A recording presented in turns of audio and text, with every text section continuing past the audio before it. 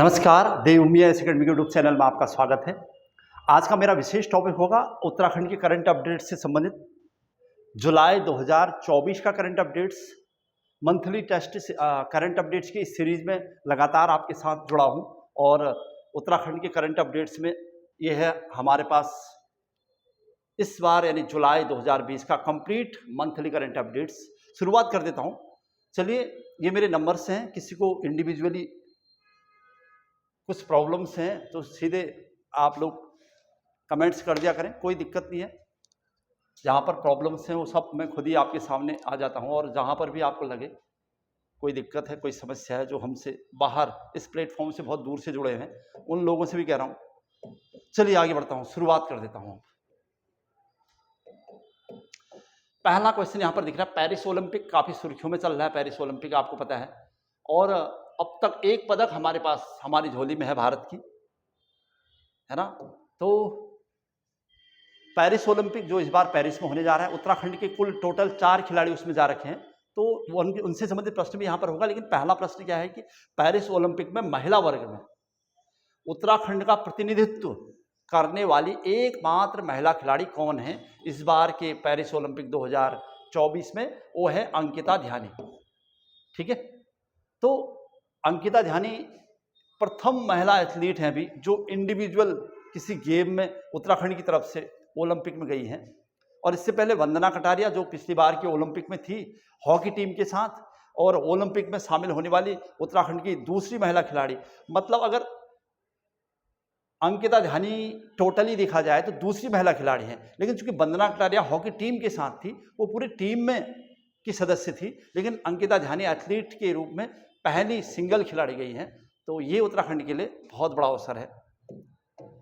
चलिए, और क्या खास इस बार जब उन्होंने क्वालिफाई किया होगा तो पंचकुला हरियाणा में हुई नेशनल स्टेट एथलेटिक में अंकिता ने गोल्ड मेडल जीता था, और फिर धीरे धीरे पेरिस ओलंपिक के लिए क्वालिफाई किया था। और इससे अलावा अंकिता ध्यानी से निर्वाचन आयोग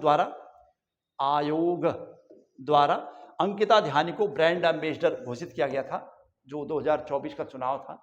और यहाँ उत्तराखंड क्षेत्र में तो अंकिता ध्यानी को निर्वाचन आयोग द्वारा ब्रांड एम्बेसडर घोषित किया गया था। ये क्वेश्चन अभी फिलहाल उनसे है। ठीक है, चलिए आगे बढ़ता हूँ, दूसरे प्रश्न की तरफ जा रहा हूँ। नीति आयोग द्वारा जारी 2023-24 की SDG सस्टेनेबल डेवलपमेंट गोल सतत विकास लक्ष्य रैंकिंग में उत्तराखंड का स्थान कौन सा है? तो इसका आंसर है पहला स्थान मिला है इस बार।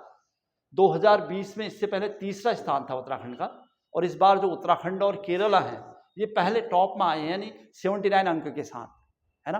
तो उत्तराखंड के साथ केरल भी पहला है, ध्यान रखिएगा।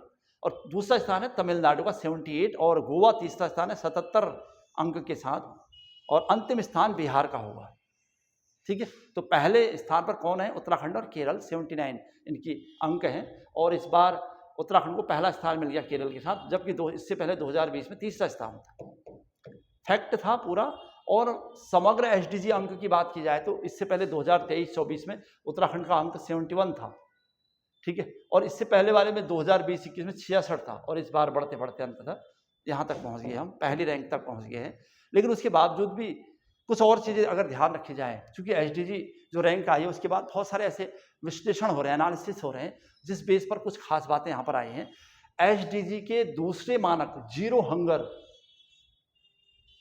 में उत्तराखंड 11वें नंबर पर है। ठीक है, तो बहुत अच्छा स्थान नहीं है यहाँ पर उत्तराखंड का। ठीक है, SDG रैंक हमारी सुधरी है, लेकिन बाल विकास, महिला विकास, इन चीज़ों को, हंगर इंडेक्स, इसको भी हमें सुधारना पड़ेगा। एनीमिया अर्थात रक्त की कमी की बीमारी के मामले में उत्तराखंड पर्वतीय राज्य में 9वें नंबर पर है।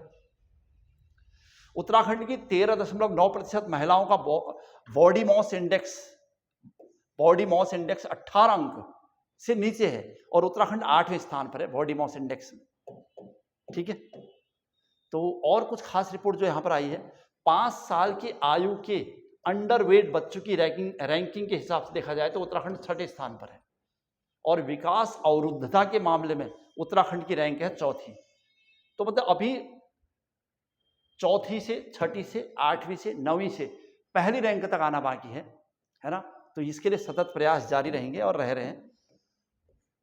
चलिए आगे बढ़ते हैं। नेक्स्ट 2 महत्वपूर्ण प्रश्न मिल गया हमें अभी। जियोथर्मल एनर्जी भूगर्भीय ऊर्जा द्वारा विद्युत उत्पादन हेतु किस देश के साथ मिलकर चमोली के तपोवन में जियोथर्मल प्लांट विकसित किया जाना प्रस्तावित हुआ है? तो मतलब उत्तराखंड किस देश के साथ जियोथर्मल प्लांट बनाने जा रहा है, वो भी चमोली के तपोवन में? तो इसका आंसर होगा यूरोपीय देश आइसलैंड।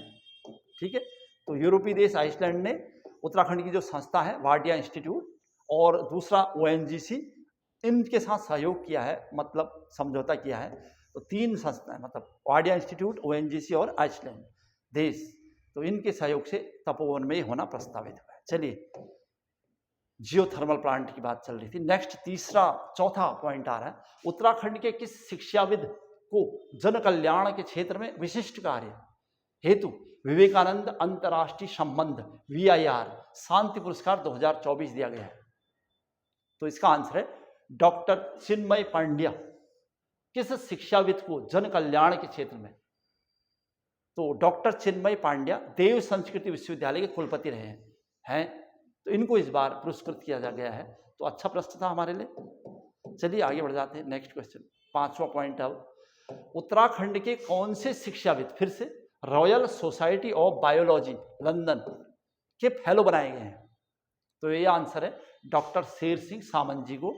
GV गोविंद वल्लभ पंत संस्थान के वैज्ञानिक रहे हैं और भी कई उच्च पदों पर अपना कार्य कर चुके हैं। तो इस बार London Royal Society of Biology द्वारा उन्हें फेलो बनाया गया है। ठीक है, चलिए, बड़े बड़े नाम जो उत्तराखंड के लोग अपना परचम लहरा रहे हैं। उत्तराखंड में मुख्यमंत्री नमक पोषण योजना, ये उत्तराखंड सरकार की एक योजना जो अभी हाल ही में सुर्खियों में आई है, कि शुरुआत कब हुई है? तो 6 जुलाई 2024 को, यानी इसी महीने। नमक पोषण योजना का उद्देश्य क्या है, थोड़ा सा इसे देखना है। हिमालय सांस्कृतिक केंद्र गट्ठी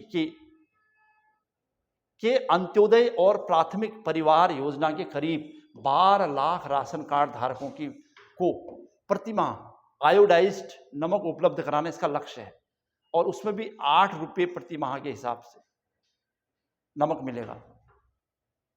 ठीक है, चलिए आगे बढ़ते हैं। तो मतलब हमें डेट चाहिए थी यहाँ पर 6 जुलाई 2024 को उत्तराखंड सरकार ने मुख्यमंत्री नमक पोषण योजना की शुरुआत की है। नेक्स्ट क्वेश्चन है, 3 जुलाई 2024 को राष्ट्रपति श्रीमती द्रौपदी मुर्मू द्वारा उत्तराखंड के कितने जवानों को वीरता पदक प्रदान किए गए थे? तो देखते हैं, 3 बड़े नाम यहाँ पर देखने को मिल रहे हैं। तो इसमें है कीर्ति चक्र विजेता major Digvijay Singh Rawat para commando, Shaurya Chakra विजेता मेजर सचिन नेगी 55वीं बटालियन के, मेजर रविंद्र सिंह रावत 44वीं बटालियन के। ये 3 बड़े नाम।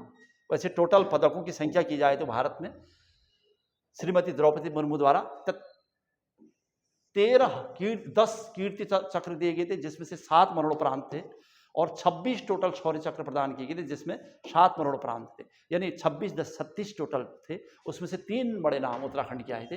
इनको हमने ध्यान रख लिया, मेजर दिग्विजय सिंह रावत, मेजर सचिन नेगी और मेजर रविंद्र सिंह रावत। ठीक है, चलिए नेक्स्ट प्रश्न की तरफ। फिर से पेरिस ओलंपिक का क्वेश्चन है।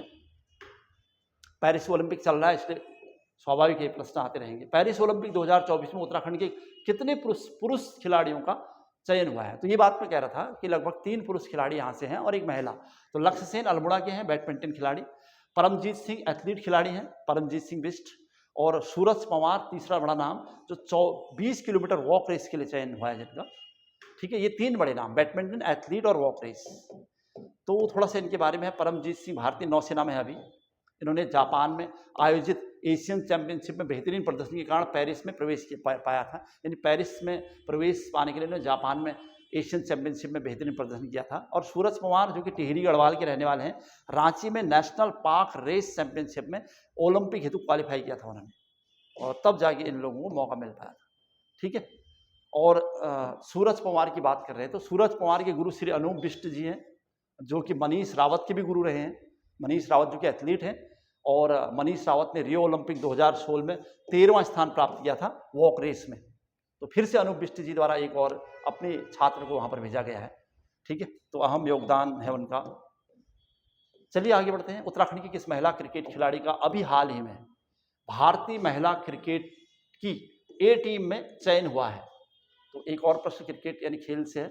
तो इसका आंसर है राघवी बिष्ट, देहरादून में रहती है वर्तमान में, वैसे टिहरी की है मूलतः। तो राघवी ऑस्ट्रेलिया ए के साथ होने वाले 4 T20 और वनडे में खेलने जा रही हैं, ठीक है। तो क्रिकेट की ए टीम की बात हो रही है, और इनका चयन जिन लोगों ने किया उसमें CAU क्रिकेट एकेडमी यानी उत्तराखंड की, उनके महासचिव कौन है, तो महिम वर्मा, ठीक है। चलिए आगे बढ़ते हैं। नेक्स्ट क्वेश्चन, उत्तराखंड के किस वरिष्ठ साहित्यकार का अभी हाल ही में निधन हुआ है?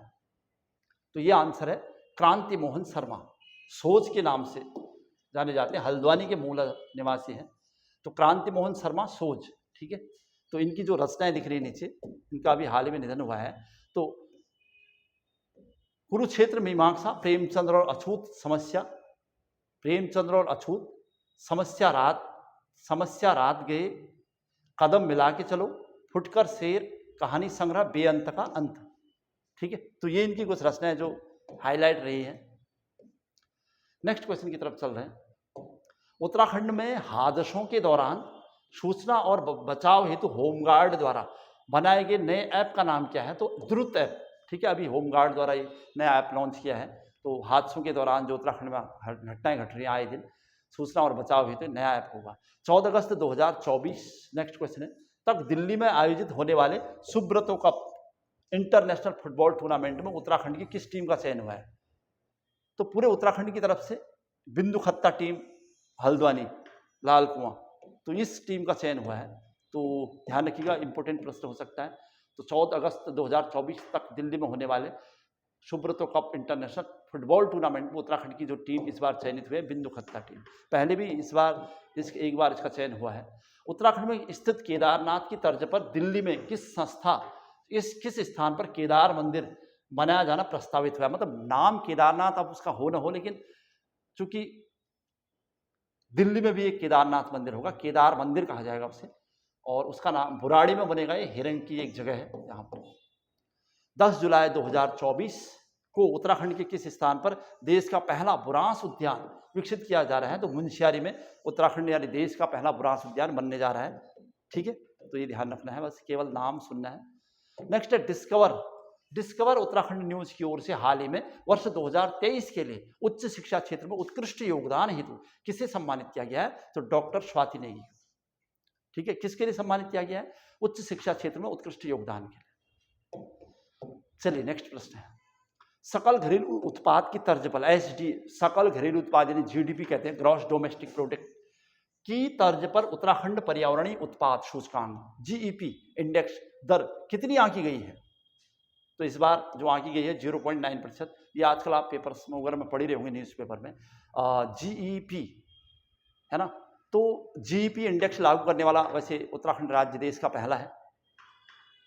इस बार उसकी जो GEP इंडेक्स आंकी गई है 0.9% आंकी गई है। तो इसमें क्या खास बातें और देख लेते हैं। GEP इंडेक्स लागू करने वाला उत्तराखंड देश का पहला राज्य है।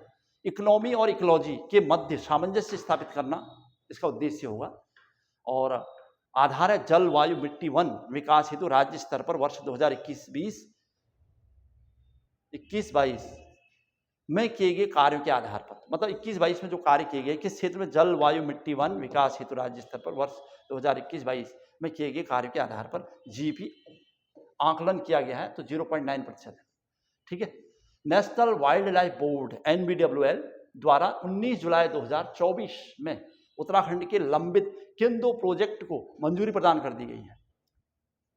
तो किसने? NBWL ने, जो जमरानी बांध परियोजना को और किमसार भोजपुर मोटर मार्ग यमकेश्वर पौड़ी गढ़वाल में पड़ता है, इनको अब अनुमति मिल गई है, ठीक है, मंजूरी प्रदान कर दी गई है। किसके द्वारा? National wild life project board के द्वारा। काफ़ी दिक्कतें चल रही थी क्योंकि जमरानी बांध में जो पुनर्वास की प्रॉब्लम चल रही थी उसको सटीक तरीके से नहीं किया गया था, और कुछ जब वन भूमि उससे कट रही थी तो इसकी वजह से दिक्कतें आ रही थी। वैसे ही किमसार भोजपुर मोटर मार्ग की प्रॉब्लम चल रही थी। अब ये प्रॉब्लम सॉर्ट आउट हुई और अंततः मंजूरी प्रदान कर दी गई। नेक्स्ट क्वेश्चन है, 19 जुलाई 2024 कॉर्बेट नेशनल पार्क के निर्देशक कौन नियुक्त हुए हैं? तो डॉक्टर साकेत बडोला जी, ठीक है, कॉर्बेट नेशनल पार्क के नए निदेशक बने हैं। नेक्स्ट क्वेश्चन है फिर से 19 जुलाई 2024 में उत्तराखंड के किस कलाकार को आकाशवाणी देहरादून द्वारा टॉप ग्रेड प्रदान किया गया है? तो डॉक्टर बासंती बिष्ट कहते हैं हम जिन्हें, जागर गायिका। और बसंती बिष्ट का संबंध वैसे चमोली के लुहाड़ी ग्राम से है। 2017 में उन्हें भारत सरकार द्वारा पद्मश्री पुरस्कार दिया गया है। और नंदा के जागर उनकी एक पुस्तक है। बसंती बिष्ट को टॉप ग्रेड के साथ विदुषी महिला की भी उपाधि दी गई है। ठीक है, चलिए आगे बढ़ते हैं। तो इनसे संबंधित जो भी प्रश्न थे यहाँ पर मिल गए हमें। हाल ही में बांग्लादेश में आयोजित क्राउन अंतर्राष्ट्रीय फिल्म अवार्ड्स में best international film, best story तथा बेस्ट स्क्रीन प्ले खिताब जीतने वाली उत्तराखंड की फिल्म कौन सी? अच्छा प्रश्न है। बांग्लादेश में आयोजन हुआ था अंतर्राष्ट्रीय क्राउन अंतर्राष्ट्रीय फिल्म अवार्ड्स। इसके लिए international best story, best screen और प्ले अवार्ड 3 फिल्म। तो कन्नू। नोट फिल्म निर्माता संजय सनवाल, नैनीताल। और विषय का सब्जेक्ट क्या है इस मूवी का? तो बाल श्रम और शिक्षा पर लिखी गई है ये पटकथा। और फिल्म को कतर, इससे पहले कतर और ओमान में सर्वश्रेष्ठ फिल्म का अवार्ड मिल चुका है।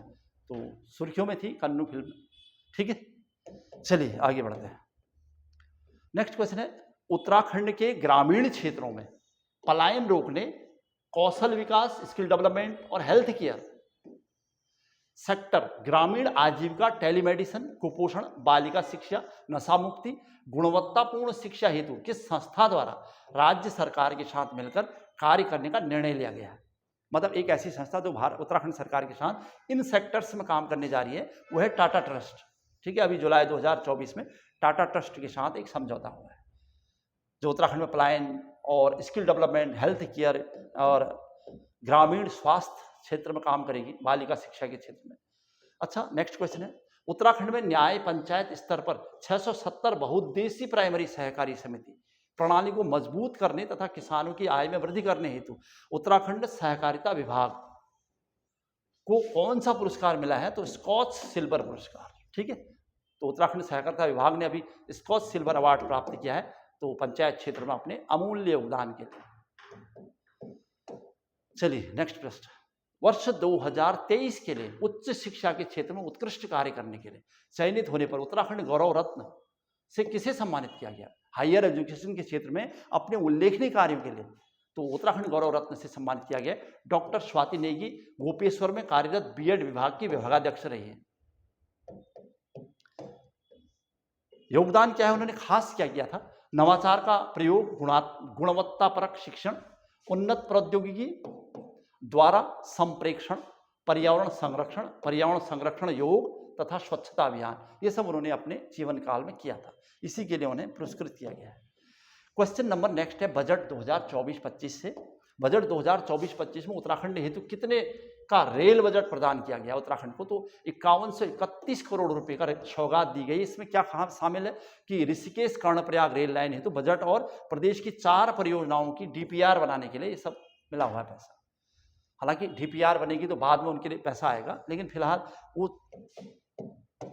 रेल प्रोजेक्ट के रूप में उत्तराखंड को इतनी की सौगात मिली है। और जो जिनकी डीपीआर तय होनी है या बननी है उसमें टनकपुर बागेश्वर गैरसैंण, देहरादून सहारनपुर और ऋषिकेश उत्तरकाशी लाइन, ये चारों की और डीपीआर बहुत लंबे समय से बन रही है डीपीआर। अब हम चाहते हैं कि भारत सरकार इस बार इस पर काम करे सीरियसली, और उम्मीद है ये सब काम अब होते रहेंगे, वरना अंग्रेजों के समय से हम सुनते आ रहे हैं कि बागेश्वर टनकपुर ट्रेन गई थी या गैरसैंण तक ये सब संभव हो पाएगा। तो अगर गडकरी के शासनकाल में सब नहीं हो पाया तो फिर आगे बड़ा मुश्किल हो जाएगा। तो इसलिए हमें पूरी उम्मीद है ये सब काम होना तय है अब। चलिए आगे बढ़ते हैं। नेक्स्ट क्वेश्चन, पर्यावरण, वन, जलवायु परिवर्तन के क्षेत्र में उल्लेखनीय योगदान है तो उत्तराखंड के किस वैज्ञानिक को जुलाई 2024 में लंदन यूनिवर्सिटी द्वारा फेलोशिप अवार्ड दिया गया है? तो डॉक्टर जेसी कुनियाल, एक और नाम आया है यहाँ पर, पर्यावरण जेसी कुनियाल, जो लंदन विश्वविद्यालय द्वारा फेलो प्राप्त हुए हैं। तो ये हैं कौन? तो राष्ट्रीय पर्यावरण संस्थान कोसी के वरिष्ठ वैज्ञानिक हैं। ठीक है, कोसी, कटारवन एंड अल्मोड़ा। चलिए, 2 बड़े नाम, एक जहां जिन्हों लंदन यूनिवर्सिटी द्वारा फेलोशिप मिला है। उत्तराखंड के नए स्वास्थ्य महानिदेशक कौन बने हैं? ये डायरेक्ट क्वेश्चन है, तो इसका आंसर है तारा आर्य, उत्तराखंड के नए स्वास्थ्य महानिदेशक। ठीक है, चलिए कुछ और प्रश्न यहां पर दिख रहे हैं। Under 19 BC Roy junior football प्रतियोगिता हेतु उत्तराखंड से चयनित कितने खिलाड़ी हैं, यानी उत्तराखंड से कितने चयनित खिलाड़ी चयनित हुए हैं बीसी रॉय जूनियर फुटबॉल प्रतियोगिता के लिए, तो इसको कराता है ऑल इंडिया फेडरेशन क्लब। 1962 में इसकी शुरुआत हुई थी। तो पश्चिम बंगाल के पूर्व सीएम मुख्यमंत्री बिंदन चंद्र रॉय की याद में शुरू किया गया था। ठीक है, तो उत्तराखंड के 5 खिलाड़ी चयनित हुए हैं। नेक्स्ट क्वेश्चन है, उत्तराखंड से संबंधित लेफ्टिनेंट जनरल श्री विकास लखेड़ा को वर्तमान में किस पद पर नियुक्त किया गया है? तो असम राइफल्स का महानिदेशक बना दिया गया है इन्हें। टिहरी के रहने वाले हैं श्री विकास लखेड़ा जी, और वर्तमान में असम राइफल्स के महानिदेशक हैं। ठीक है, चलिए, अच्छा सा प्रश्न फिर से मिला। उत्तराखंड के किस महान लोक गायक को ब्रिटिश संसद के हाउस ऑफ लॉर्ड्स में ग्लोबल ब्रिलियंस अवार्ड से सम्मानित किया गया है? तो नरेंद्र सिंह नेगी, गढ़रत्न गीत ठंडो रे ठंडो, जो कि उन्होंने ब्रिटिश संसद हाउस ऑफ लॉर्ड्स में भी गाया है, तो इसके लिए उन्हें ये पुरस्कार मिला है। ठीक है, तो ध्यान रखिएगा। अवार्ड देने वाली संस्था अगर देखा जाए तो Indian international student and alumni federation. ये एकदम लेटेस्ट क्वेश्चन है, ये कल हुआ था ये सब, और आज ये आपके सामने है।